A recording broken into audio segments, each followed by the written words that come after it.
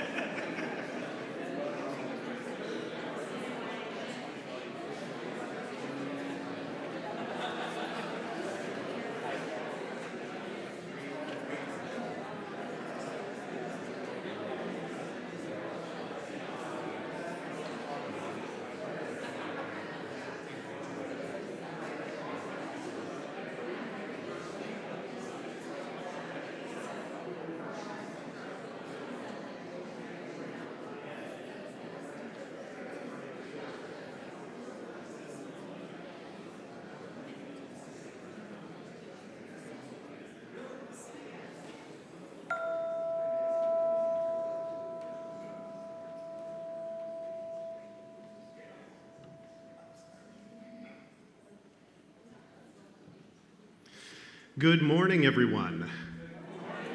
My name is Travis Williams. My pronouns are he, him, and I'm honored to welcome you to the Ethical Society of St. Louis. We are an ethical humanist community where people come together to explore big questions, live with intention, and work toward a more just and compassionate world. We are in our spring series, Empowered Together, where we are exploring what it means to affirm human dignity and build a community where everyone belongs. And as we gather on this Mother's Day, we also want to recognize and honor all those who nurture, guide, protect, and care for others in ways both big and small. We know this day can hold celebration, gratitude, grief, complexity, or a mix of many emotions. And wherever you find yourself this morning, we're glad you're here with us. In today's platform, we're exploring how human beings respond to struggle, suffering, and uncertainty.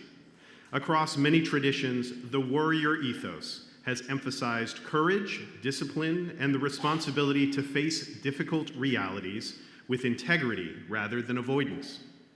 Through music, reflection, and learning, our platform this morning invites us to consider how resilience is strengthened in community, and how dignity, compassion, and care for one another can help us face life's challenges together. As we begin today, please take a moment to silence your devices so we can be fully present with one another. Thank you.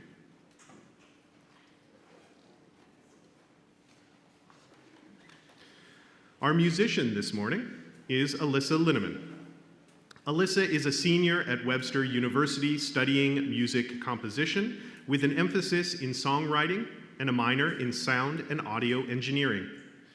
Though she has an extensive background in classical music and performance, her passion is storytelling through songwriting and using music to explore emotion, connection, and lived experience. She'll begin this morning with Smoking Debris. Please join me in welcoming Alyssa. Hey everyone, my name's Alyssa. So, like he said, this is my song, Smoking Debris.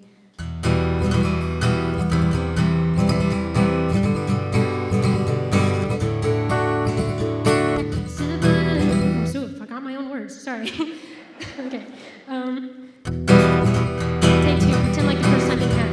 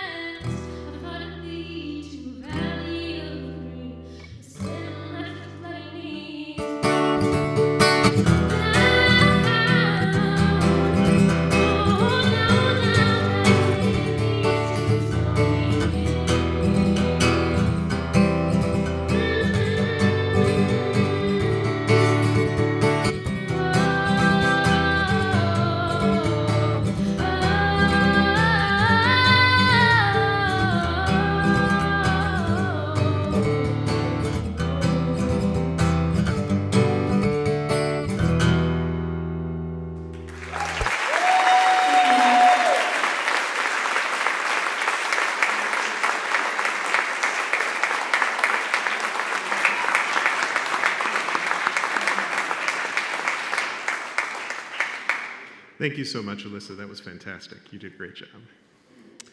Each week, we read our youth education core values as a way to bring us together and remind us of our shared commitments. I don't think I see our core values reader this morning, so I will pretend to be a small child and read these to you. Every person is important and unique. Every person deserves to be treated fairly and kindly. I can learn from everyone. I am a part of this earth. I cherish it and all the life upon it. I learn from the world around me by using my senses, mind, and feelings. I am a member of the world community, which depends on the cooperation of all people for peace and justice. I can learn from the past to build for the future. I am free to question. I'm free to choose what I believe. I accept responsibility for my choices and actions. I strive to live my values. And then you guys all clap for me. Thank you. These values remind us that community members of all ages, including, how old am I? 44? 44, okay. Make this place special to learn and grow together. I would dismiss our youth, but they're already downstairs eating hot dogs and having a grand time. So next, we will welcome back Alyssa for her second musical selection, Midwestern Sunset.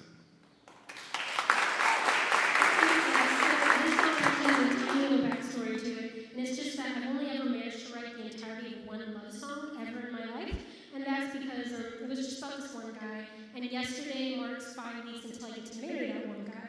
So, yeah. So this one is really near and dear to my heart. So yeah, this is Midwestern Sunset.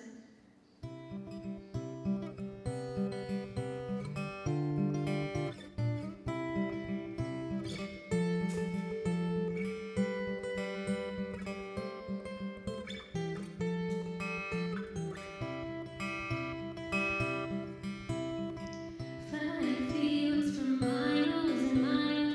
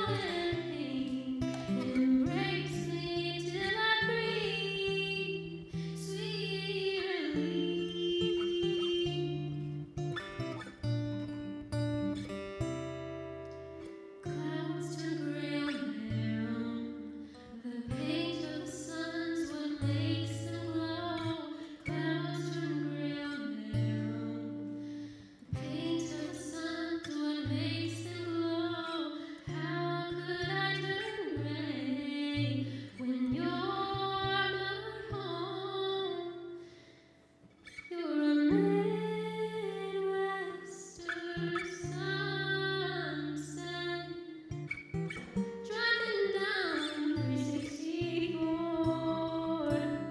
It don't shout, but you can't ignore lines of yellow and pink.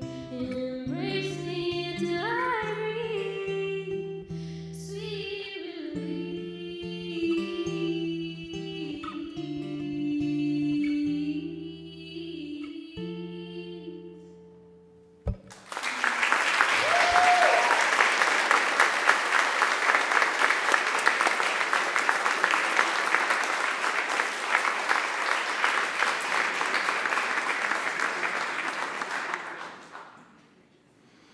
Thank you so much, Alyssa, and we hope you get to enjoy that Midwestern sunset for as long as possible. Before our main address, let's pause and reset our attention. Allow your body to release any tension you may be holding and give your mind permission to set aside what can wait as we share one silent minute to prepare ourselves to listen clearly and reflect thoughtfully.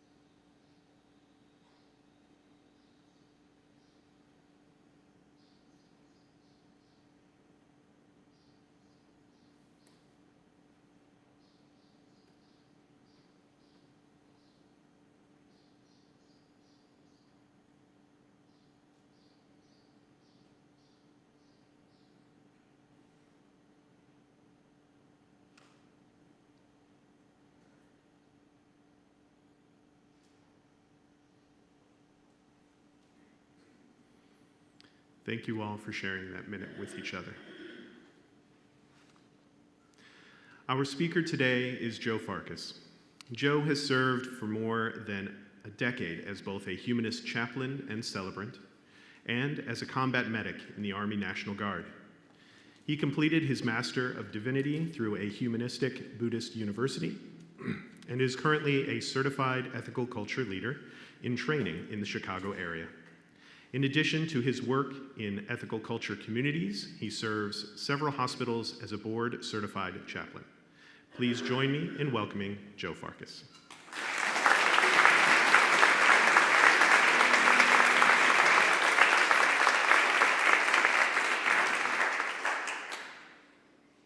Let's make sure the chest mic is working. My name is Joe Farkas, pronouns are he, him. And I want to jump right in because I'm not quite sure if I have 30 or 50 minutes. So this topic is a subject of passion for me as someone who serves as both a chaplain in a caring, accepting environment of unconditional positive regard for people. And as someone who works within the National Guard, where achievement and accomplishment and outcomes also matter. And where the warrior religion is talked about, really, the warrior ethos is talked about with no end. And this talk came about as a result of some of my work with the Humanist Institute, classwork there with philosophy of humanism, aesthetics and leadership and things like that. And I'll touch on the philosopher that triggered this talk. But the talk is, humanism is almost a warrior religion, a warrior ethos. Some of the paperwork comes out as, but we'll touch on religion and ethos. First of all, what is humanism? You already know that. In case you want the AHA's definition, humanism is a progressive philosophy of life that without theism or other supernatural beliefs affirms our ability and responsibility to lead ethical lives of personal fulfillment that aspire to the greater good. And now get that out of the way. What is a religion? Nobody knows. One of the first things we were really instructed about in divinity school was that what constitutes a religion is still hotly debated among scholars of religion and religious studies. Is it a system of magic? Is it a soteriology that shows us how to escape our circumstances? Is it a cosmology that explains why things are here? Is voodoo a religion? It's a system of magic. Does it have a soteriology? No. Nobody knows. And nobody has agreed to what an operational, scholarly definition of religion is. But for the purpose of this conversation, near as I can tell, religions are prescriptions for relationships. What should your relationships with things be? So what is a warrior religion then? When we talk about warrior religions or warrior ethos, you have specific codes, you have broad ethos, you have the things that you're not supposed to do, and the feelings and emotions that arise from the feeling of these codes. Warrior codes occur all over the world, just like humanism. You have Kshatriya Dharma in India. You have Bushido in Japan. You have chivalry in Europe. And many others. That's just 3 coming off the top of my head. There are individual cultural codes among communities, tribes, religions, peoples, regions, all over the world. Because it battles with something that everybody experiences. Every culture has warriors. And a warrior code is a prescription for how to be a warrior. What should your relationships be if you're going to be a warrior for your community? So an example code, chivalry, is one a lot of us are familiar with. Don't attack the defenseless, give to those in need, protect the innocent, merciful to the guilty, answer the call to help, to serve, obey the law, even if you're a noble or powerful. Keep your word, learn right from wrong, and uphold the ability to do these things. And lots more. Bushido, Japan. Treat others with respect. Treat things with respect. Keep your promises. Obey meritorious orders. Practice right relationship. Cultivate wisdom, morality. Act selflessly, without hesitation. And control your selfish impulses. So there's the code. There's the behaviors you're supposed to practice, technically speaking. But there's the ethos that come out of that. Don't attack the defenses. Mercy. Give to the needy. Charity. Mercy to the guilty. Forbearance. Answer the call. Valor. Obey the law. Humility. Keep your word. Honor. Learn right from wrong. Morality. Uphold these abilities. Prowess. Similar things. Honesty, loyal, honor, benevolence, courage, self-control, rectitude. Rectitude's really strong in Bushido. I think rectitude sums up the whole code very well. And I'll explain more about rectitude in a second. So what's the heart of the warrior ethos? We have warriors in cultures all over the world. Is there a uniting paradigm to these? What should my relationship with power be? It's really what it comes down to for warriors. So if I cultivate the power, the ability to defend my community, to respond to danger, what should my responsibility with my own power be? Now, chivalry's answer is that power is a privilege, and privilege comes with responsibility. Forbearance is what we owe the guilty if you're in a position to judge. Charity is what we owe the less fortunate if we are in a position to give. All of the things we listed in chivalry are privileges that we have carry responsibility to those that don't have them. Do the right thing every time for everything. That's rectitude. Rectitude is like, I have a relationship with my mother. What is the proper relationship for me and my mother? Do that every time, all the time. What's my relationship with my boss? There's a right way and a wrong way. Do the right thing. Do the right thing every time, all the time. What's my relationship with my community? It's this. Do the right thing. Do the right thing every time, all the time. It's exhausting. So we know what the warrior ethos is. We have the codes in the warrior ethos. We have the emotions and feelings and values that come out of the warrior ethos. So what's in the Humanist Manifesto? At least the AHA's. Well, knowledge is empirical, nature is self-existent, human needs determine our ethics, people self-determinate. That's in the chivalry values. Franchise. People ought to self-determine. It's a very misunderstood chivalric value. Franchise doesn't make the list very often. Humans exist in community. We work for a fair society. What are the ethos? Epistemic rigor, naturalism, ethical commitment, self-actualization, healthy relationships, justice, and upholding the social contract. What are some common grounds? Social contract, responsibility. Warriors and humanists alike accept that those of us with the power to change and impact the world have a responsibility to impact it in positive ways, to exercise our power, to exercise our wisdom, and to develop our power and wisdom in order to do that. Self-actualization morality. There's a right way and a wrong way to exercise our power and our privileges. Figure it out. Figure it out, and then do that the right way, every time, all the time, for all things. It's exhausting. Now, what's not uncommon? What's not common? Humanism and the warrior ethos share common values, but do we have an ultimate concern? Do we share an ultimate concern? The warrior ethos' ultimate concern is kind of, what's my relationship with power be? Is that really what their ultimate concern is? Where do I get that funny word, ultimate concern? Paul Tillich, who's a theologian. So an ultimate concern in terms of theology and religion, it's that which demands total surrender and promises total fulfillment, even if all other claims are subjected to this. Those of us coming from different traditional religions, we can immediately get it. It's like, all right, I know what an ultimate concern is. Now, Martin Hagelin, another humanist philosopher, puts it a bullet point like this. He says, I define as religious any ideal of being absolved from the pain of loss. I would add being totally absolved from the pain of loss and death, because death is loss, forever. Is a shared ultimate concern of, his name is that. Okay, so traditional religion's ultimate concern is escape. It's a prescription for eternal escape, escaping from suffering and death forever. That's the ultimate concern by Hagelin's measure of traditional religion. The first time I read that, I thought, it's a really funny framing. Is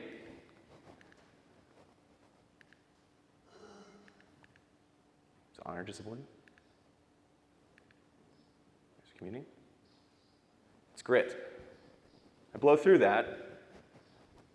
It's not honor. Not all our warrior codes talk about honor. These are all lists. These are a lot of things. But there can only be one ultimate concern.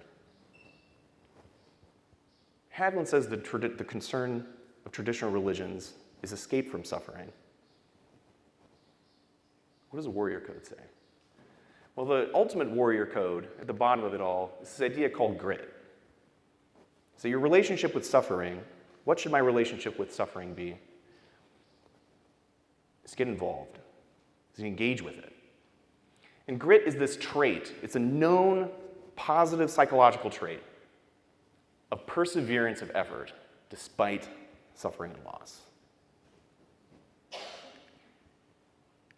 It's also the trait most positively correlated with achievement. Not IQ, not GPA, not zip code. Getting off the rails. This PowerPoint is from me to help you out. I could go on. I could talk about this for hours. So, true grit. Why is Warrior Code obsessed with grit?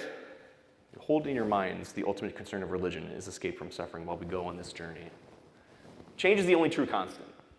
It's the only thing that we know is going to happen. It's one of the laws of thermodynamics. We experience change as loss. Anytime something changes, something stops being the way it is and it starts being something else. That's a loss. We experience loss as suffering. We experience change as loss and suffering. It's awful. Have you heard the bad news?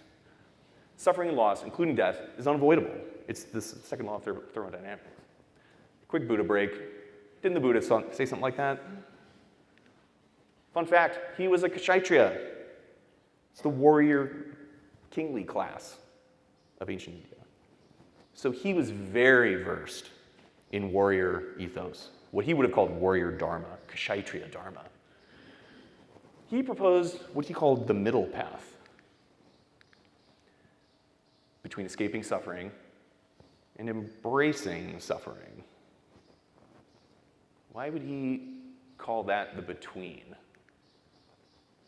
but it's to escape suffering forever. Oh, okay. So it's a religion. So it's a religion, after all. I'm embracing it, but I'm only embracing it so that I can escape it forever eventually. Okay. If you're going to suffer and die anyway, what should your relationship with suffering and dying be? Tough question. The ultimate concern of the warrior ethos is to embrace and engage with suffering. Eureka. The ultimate concern of traditional religion and the warrior ethos are total opposites. That's weird. Where does humanism fall? Because a lot of times people like to say humanism is not a religion, or ethical culture is not a religion. That's a big question for today. We have plenty of other work to get through. But it offers a question that, okay, if we're something in between, and it's such a duality, does humanism fall on either side of that? Is it a warrior ethos? Is it not? Let's apply this lens. Well, what do we embrace? We embrace that life is short and death is real. There's no escape. And the life that we have is brief and precious. Fun fact, Buddha referred to this as precious human birth. Human birth is rare in the universe. It's incredibly fortunate that we're here at all. And there's something to be appreciated about that. But it's also short. It's on us to save us. It's a religion of duty, Adler called it, ethical culture. We're here. No one's going to come save us. If we want to have a community of justice, if we want to have a community that upholds the dignity and safety of its most vulnerable members, we have to build that community ourselves. No one's going to build it for us. It's not going to accidentally happen. We're critical of escapism. We're constantly subjecting things to critical thinking, critical analysis to decide, is this really, am I believing what just feels good, or am I believing what is true and good? We welcome future challenges. That's right in the Humanist Manifesto. We accept, we look forward. We don't just know that things are going to get rough. We welcome future opportunities to be challenged. And that we find that there's wonder and awe and tragedy alike. The whole scope of the human experience is valuable, including the bad ones. What's our flip side? Live a good life, man. End of list. Great, we have 50 points on the warrior ethos side, and we have one thing on the escapist traditional religion side. Great, so we're a warrior ethos, right?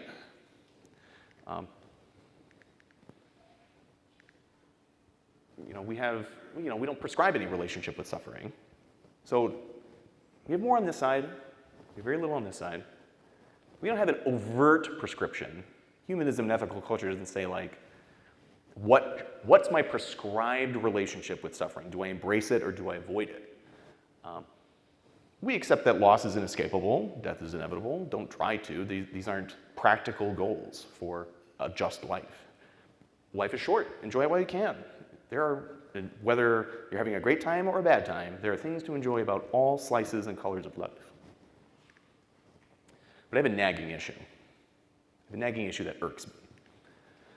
If living well and full is the sole counterpoint of all of the other parts of humanism and some parts of ethical culture, it's the sole counterpoint,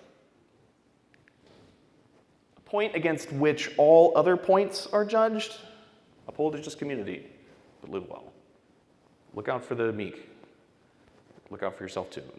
Mind that destroying your own life isn't really great. Look after nature.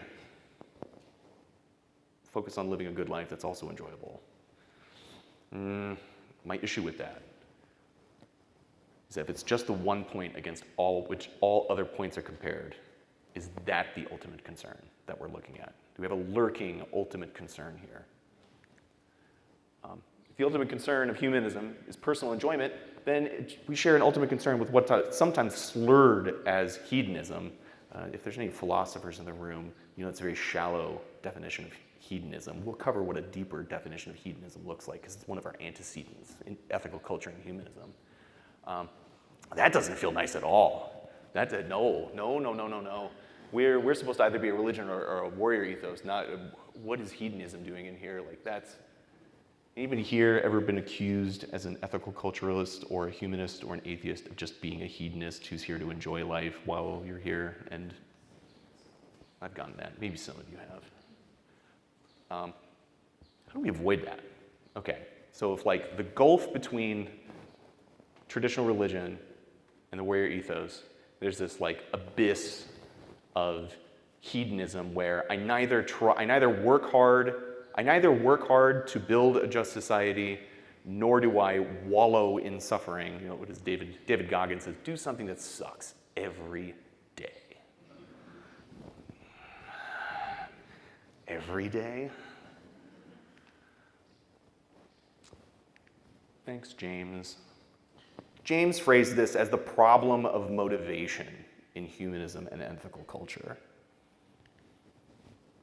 How do humanists find the motivation to reliably choose hardship in a finite life, even when there's no promise of ultimate escape from suffering, for embracing the hardships of life? How do you motivate humanists to do that?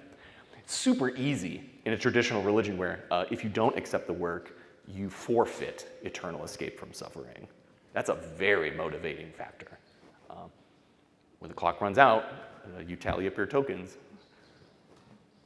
It's very motivating. We don't have that. So what do we do in place? Do we make ethical arguments? Do we make rational arguments? Emotional arguments don't typically go over well with humanists and ethical culturalists. So we don't have something that makes people do difficult things even though they're difficult and are going to die anyway and could be enjoying their life. If only there was an emotion or a personal trait that made people do difficult things even though there's loss and suffering. And even if we did have something like that, who would volunteer for that? Going back,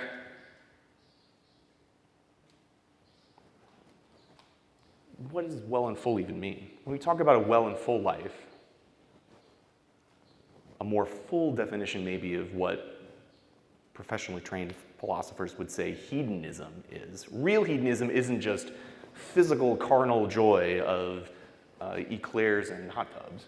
It's also the goodness that comes with living a moral life and doing the right thing. Hedonism isn't just physical joy and physical pleasure, it's also the joy that comes from being a virtuous person, upholding the social contract, and living a virtuous life. You can't be virtuous without suffering. Whoa, hold on. What do you mean you can't be virtuous without suffering? Virtue is only apparent when we suffer for them. This is something out of the warrior ethos. What is that even? How is that even possible? Would you say that someone had a virtue if they abandoned it at the first hardship? I have a friend who's very trustworthy, unless they benefit from lying. I have a loyal friend, unless he benefits from stabbing me in the back. I work hard, unless there's hard work to do.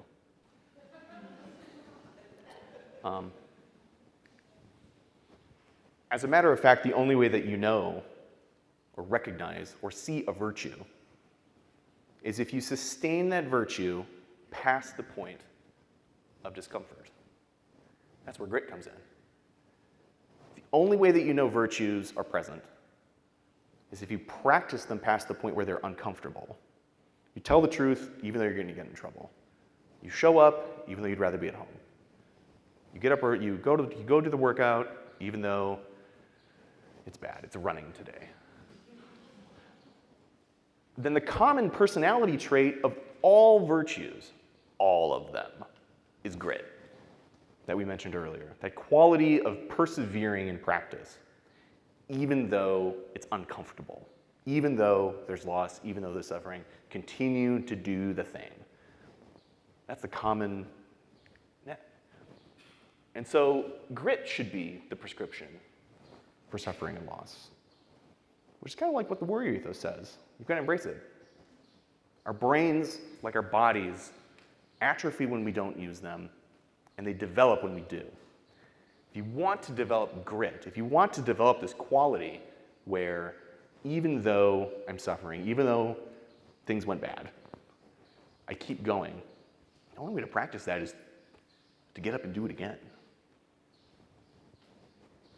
And the warrior ethos says, developing grit is essential to all virtue, and your relationship with suffering should be to embrace it, because that's the only way you build grit. And the only way you practice virtue is with grit. Risks associated. It's not all pie in the sky, just transplanting or grafting this idea from the warrior ethos into humanism to solve this problem of motivation. Some warrior ethos don't just pursue grit, they privilege it. What do I mean when I say privileging grit? What I mean is, when a community makes dignity dependent on proving grit, or at least appearing to have grit, the warrior ethos descends into militarism. What do I mean when I say militarism? I don't mean the form of government. What I mean is a society or a community where your dignity is dependent on being a member of the warrior class. Where if you are not getting up early, if you are not fighting hard, if you are not developing your abilities to do these things, then you are a sub-citizen, you are a second-class citizen. I think it's problematic when you have children. It could lead you to believe that children are sub-citizens. It's a problem when you have elderly, when you have people who are not able to fight. It becomes ableism, it becomes ageism. Oh, I see you have evaded a warrior's death. Why should I regard you with a high opinion? Clearly you didn't fight hard enough to arrive at where you are in life. Stares down the nose at artisans, musicians, cooks, teachers, all of the other jobs that a society needs to function and have justice. It looks an awful lot like fascism. The warrior ethos, just like humanism can engage the warrior ethos to avoid falling into that gulf between embracing suffering and escaping suffering, can avoid that gulf where low hedonism lies. The warrior ethos can avoid that gulf of militarism between embracing suffering and privileging power and grit. It can embrace humanism. And does. Because look at chivalry. What do we say?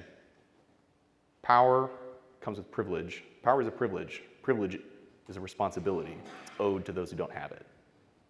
So the warrior ethos already kind of has humanism baked into it. The real warrior ethos upholds the dignity of everybody in a community. Everybody. You don't have to be a warrior to be respected in a warrior community. It's a privilege to be a warrior. Which is to say, being a warrior comes with responsibilities. If you have the ability, if you have the position, if you have the wealth, if you have the time, if you have the strength, if you have the patience, if you have the spare emotional labor, if you've got the leftover spoons, if you will, it's a privilege. Privilege comes with responsibility. But dignity, human dignity, is independent of privilege and responsibility. So final thoughts. I didn't set my timer. Final thoughts. As humanists and ethical culturalists, we recognize that neither utilitarian calculus or high-minded romantic emotional appeals are what's necessary to take it upon ourselves to look after each other. Adler specifically called ethical culture a place between what is totally rational and what is totally emotional. He called that space in between the ethical dimension of life. The warrior ethos speaks to that as both a grave responsibility and a life-fulfilling decision. Being a warrior is a path of heart. It's a path that engages your mind and your body and your spirit.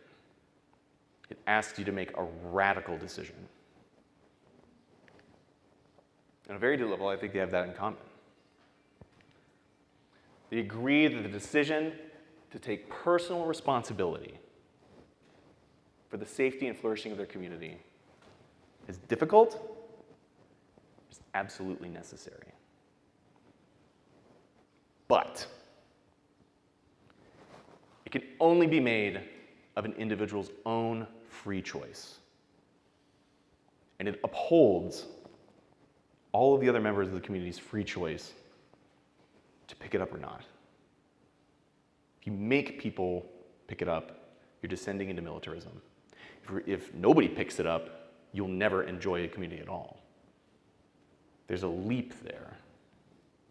There's a leap there between a rational argument and an emotional appeal that we won't ever have that community of justice and peace and safety and love unless some people step up and take the risk and put themselves out there. Even if they're not sure it's going to work, it might fail, it often does.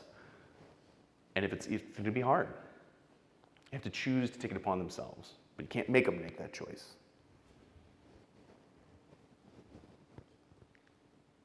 The warrior ethos speaks to that both as a grave responsibility and a life-fulfilling decision. We talk about what does it mean to live a full life. Embracing that responsibility, embracing the challenges that come with that as components of a full life that grow our ability to care for each other, not despite how hard it is, but because of how hard it is. Because it's hard, it grows our ability. We learn, we adapt. The heart gets bigger the more you exercise it, go figure. On a very deep level, I think they have that in common. Radical, difficult, and necessary. Absolutely necessary. Humanism, ethical culture, the ethical religions, the ethical ethos, humanist ethos, what have you. Humanist prescriptions for relationships. They agree the decision to take personal responsibility for the safety and flourishing of your community is radically difficult. It's absolutely necessary. Humanism, ethical culture, and the warrior ethos absolutely share this. This is deep, deep, deep common ground. The decision to take responsibility for your community, all the challenges that comes with that, even though there isn't an afterlife, even though there won't be a delivery from death, the warrior ethos has lots to say about doing the right thing even though you're going to die. It may be the only part of the warrior ethos. But even as it's so gravely important, even as it's necessary to practice any virtue, to be a just person, to be a compassionate person, to be a merciful person, to be a patient person, to be a smart person, to be a wise person, to be somebody who can do your job, or to somebody who can look after people who are struggling to learn a job or be with us, even as radically necessary, as desperately necessary as it is, that somebody step up and uphold a life-giving community. It's always a choice. You have to uphold that it's a choice. It can only be made of one's own free choice. And the free choice, part of upholding a just community, is upholding that it's a choice and that those who don't make the choice are just as equally dignified as those who do. So to me, that's the balancing point. With humanism, the warrior ethos, which runs the danger of descending into militarism by privileging power and ability, by privileging a capacity for suffering and outcomes. Humanism upholds that even those people who don't elect to train hard, to do the work, those people are just as equally dignified as everybody else. We need everybody, not just warriors. And frankly, there are a lot of jobs that I feel like I really would want somebody in that job who could be a warrior if they wanted to, but they decided to be a teacher, or they decided to be a state senator.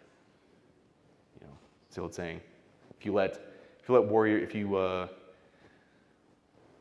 only let scholars do your teaching and you only let warriors do your fighting, then your fighting will be done by fools and your scholarship will be done by cowards. Your thinking will be done by cowards and your fighting will be done by fools. Flip side, the warrior ethos. Humanism can develop at least some language around suffering and loss. Really effort. I find suffering is a hard sell. Suffering is just like one of those like grating, awful words. A good friend of mine who's a teacher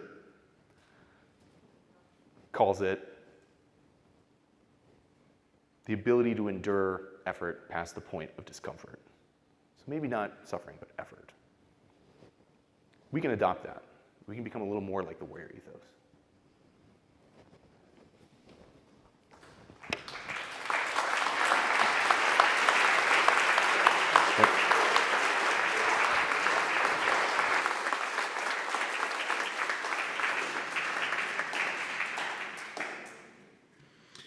Thank you so much, Joe, for that wonderful reframing of ethical culture and humanism. At the Ethical Society of St. Louis, our mission shapes everything we do, from Sunday platforms to youth programs, music, service, and partnerships in the wider community. Our work is sustained through the generosity of our members and friends. Today's collection supports the ongoing life of the Ethical Society and allows us to continue offering programs, gatherings, and opportunities to live our values together. Most members of our community support the Ethical Society through regular monthly giving or an annual gift. For those who'd like to contribute in person today, the collection baskets and the QR code on the screen are simple ways to participate. Every contribution helps bring our mission to life. If you'd like to stay connected to our community, we invite you to subscribe to our weekly newsletter for updates on upcoming programs, service opportunities, and ways to get involved. And now for some announcements. Join us this Memorial Day weekend for a free community event full of treasure hunting, upcycling, and neighborly fun. Sell, buy, trade, and swap on Sunday, May 24th in the Ethical Society parking lot after platform. Volunteers for this event are needed. If you want to help, contact Holly Brubaker. Recently, the Dignity and Belonging team shared results from our interactive platform on April 12th. We have put together a survey that takes a deeper dive into how our team can better serve this community. All members and visitors are welcome to participate. The survey typically takes no more than 15 minutes and will be open through May 17th. Stop by the library table in the Becker Room for the QR code or look for the link in the weekly connection email. We thank you for your time and interest in making the Ethical Society a more welcoming and inclusive community. We have a blood drive here, Friday from 9 to 1. Blood is always needed to save lives. Sign up at redcross.org or just show up here on Friday from 9 to 1. As one of the leaders of Chapter 33 of the Navigators, a national inclusive scouting organization, I want to thank you on behalf of our children and families.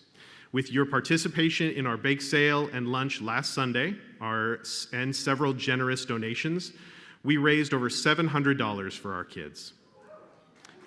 Thank you very much. Your incredible support funds our programming and activities, like our float trip coming up next month, our National Jamboree in California this July, and so many more outdoor screen-free adventures. Thank you all so much. We look forward to another bake sale and lunch with you in October. And finally, Alyssa Linneman will now share one last original song, The Devil's in the Details.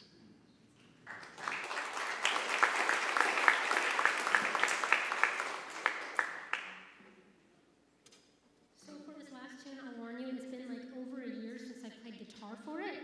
I normally play fiddle with it, but I can't play fiddle and guitar at the same time. So sorry you're stuck with just guitar. But this is The Devil's in the Details.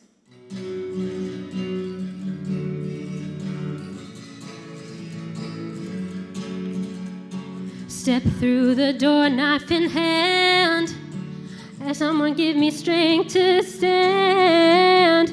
2 steps, the door behind me slams. Though I'm so afraid, but oh, I'm so afraid. The devil's in the details, in the subtext, in the corner of my eyes.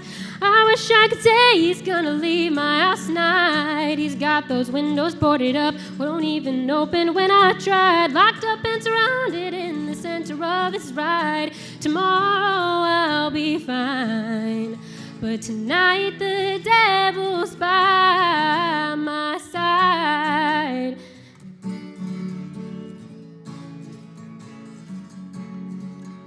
Debate the man till one of us is pushed against a wall. Manipulate 1,000,000 times just so we can stall. Elimination, watch the crimson spread as he falls. I won't have to fight another day, another day. But the devil's in the details, in the subtext, in the corner of my eyes. I wish I could say he's gonna leave my house tonight. He's got those windows boarded up, won't even open when I tried. Locked up and surrounded in the center of his ride. Tomorrow I'll be fine, but tonight the devil's by my side.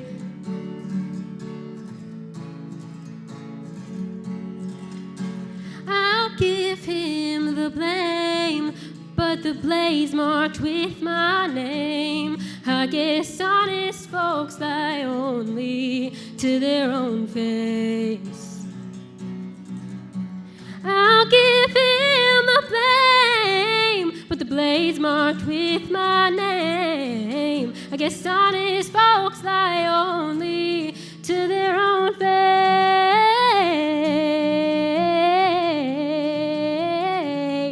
But the devil's in the details, in the subtext, in the corner of my eyes.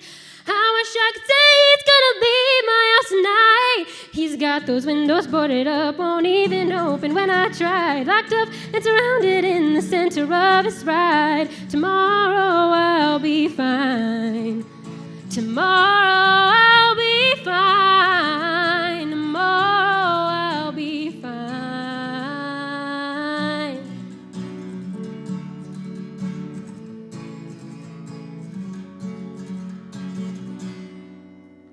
Thank you so much, guys.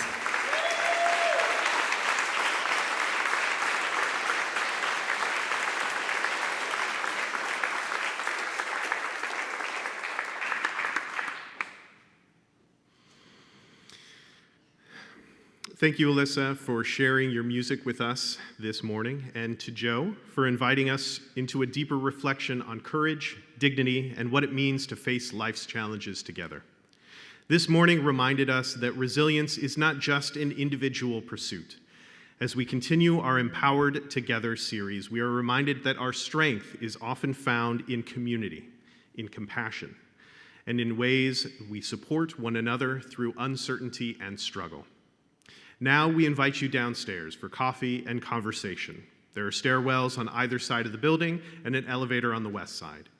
You can learn more about our community at the visitors table, or explore humanism and ethics by borrowing from our lending library. As you move into the week ahead, you may find moments to practice courage with compassion, to approach others with dignity and care, and to remember that we do not face life alone. Thank you for being here this morning. We look forward to seeing you again soon.